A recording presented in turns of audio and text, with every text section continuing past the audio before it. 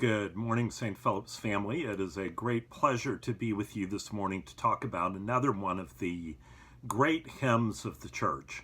This hymn is one that's not quite as old as some of the other ones that we've talked about, but it is nonetheless one of my favorites, and it is a beautiful expression of a scripture verse that inspired the author, a verse from a book most of you probably haven't read, the book of Lamentations.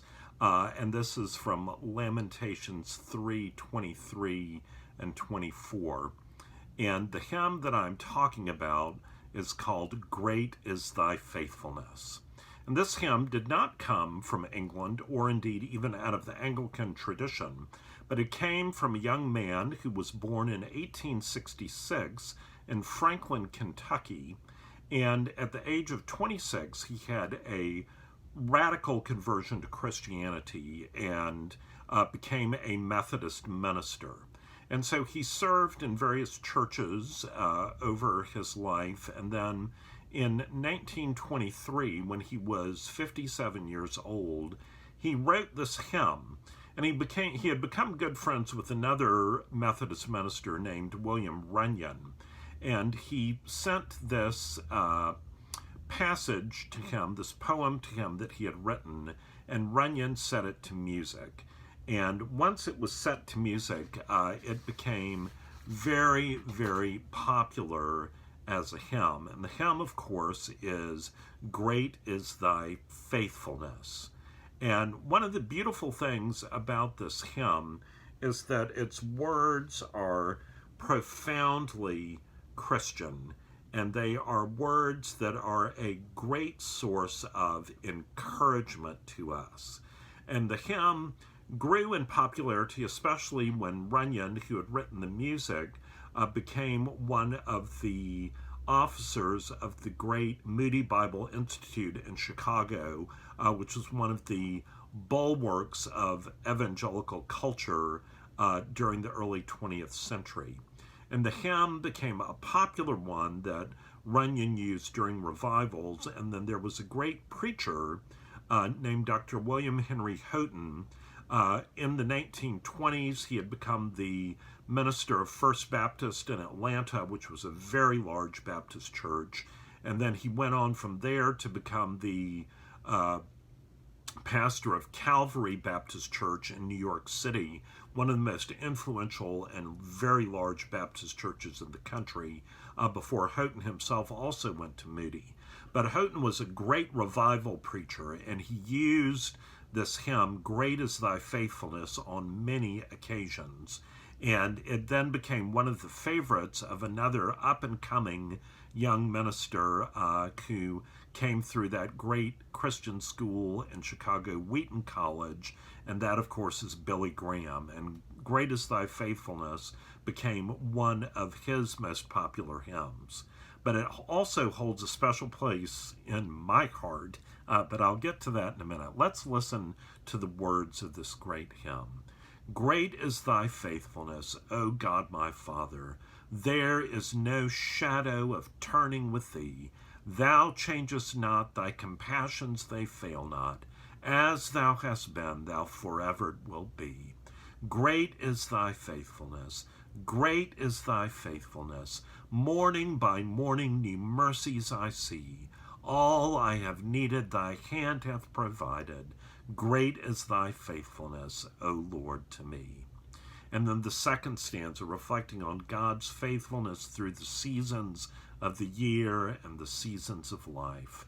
Summer and winter and springtime and harvest, sun, moon, and stars in their courses above, join with all nature in manifold witness to Thy great faithfulness, mercy, and love.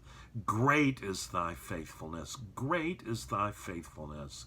Morning by morning new mercies I see. All I have needed Thy hand hath provided. Great is Thy faithfulness, Lord, unto me. And then the last stanza.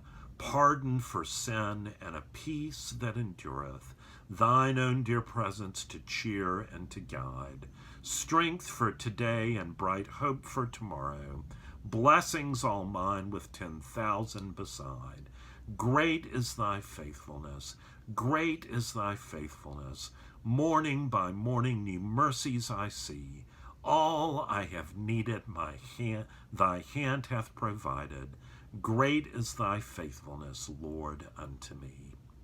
It is a great hymn, and it is one that is so profoundly encouraging because it reminds us that God's faithfulness doesn't depend on us, because we are not always faithful, but God is always faithful. He is the definition of faithfulness through all creation, through every season, through every challenge. His pardon for sin, his peace that endures, his presence to cheer and to guide us, strength when we need it, and bright hope for the future, blessings that he gives us.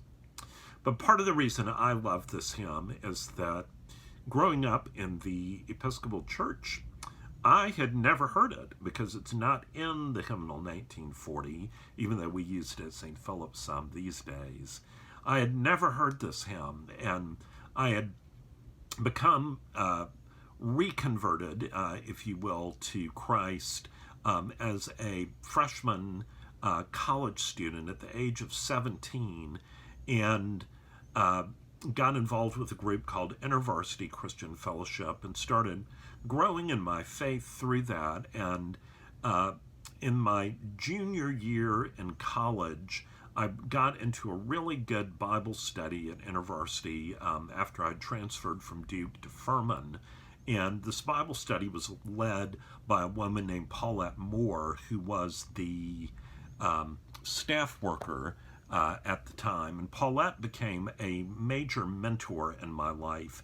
And she kept telling me that she thought that I had ministry gifts, and I didn't really know what she was talking about, and I thought she was crazy. And then she told me she was signing me up for this thing called Urbana, that was a conference that was focused around missions and scripture, that was going to be in Illinois during Christmas break.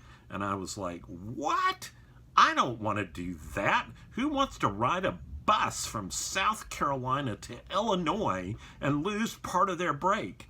And she kept saying, trust me, it will be one of the greatest experiences of your life.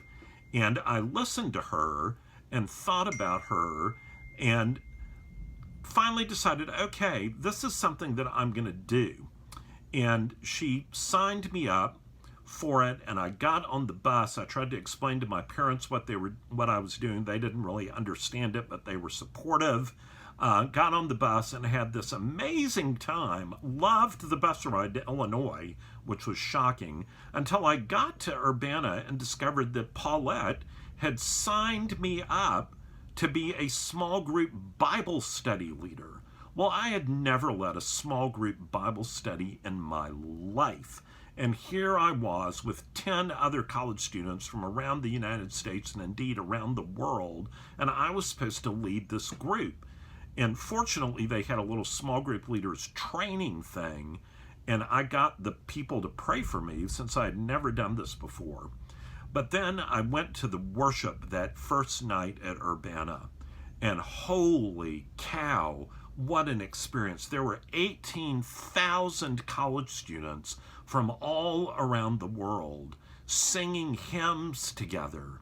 And one of the hymns that we sang was Great is Thy Faithfulness. And I had never heard it before, and hearing it with an amazing group of instrumentalists leading with 18,000 people singing, and then hearing those words in the midst of my fears about leading a Bible study gave me such a sense of peace and God's presence that I will never forget.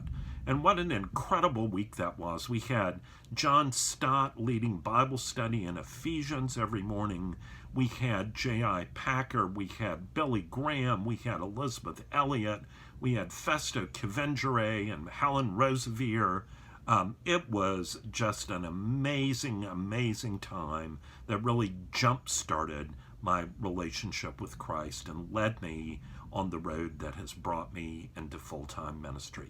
So I hope this hymn will be a blessing to you, that it will be an encouragement to you, that no matter what challenges there may be in your life, that God's faithfulness is great to you.